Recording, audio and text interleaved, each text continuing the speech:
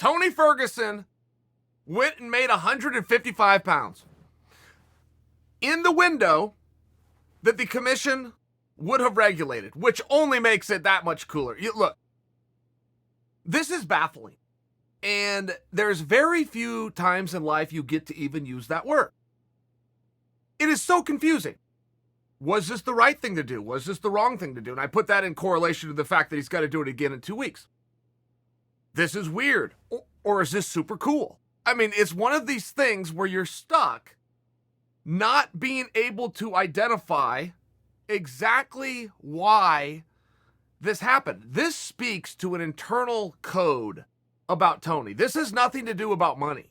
This has nothing to do with fame or competition or fans or media. This is an internal reflection into Tony Ferguson. You're either a good guy or you aren't.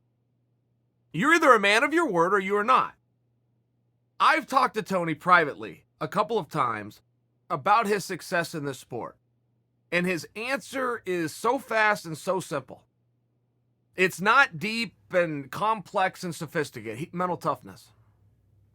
West Coast mental toughness. I've asked him multiple times, trying to gain some insight. Maybe something I could use as an athlete. Maybe something I could pass on to somebody as a coach. That's all I get out of him. Mental toughness. This was mental toughness. This had nothing to do with anything else. Look, if you're solid, you're just a solid guy. You do things for credit or you do things for attention. That's okay too, but that's a little bit different than what we saw here. This was about none of those things. This was about a guy who said he was going to do something. He did his part. You control what you can control. And those are nice words, but as human beings, we generally don't do that. We let something else affect us. Something from the outside affects what we do and how we do it. Tony Ferguson controlled what he could control.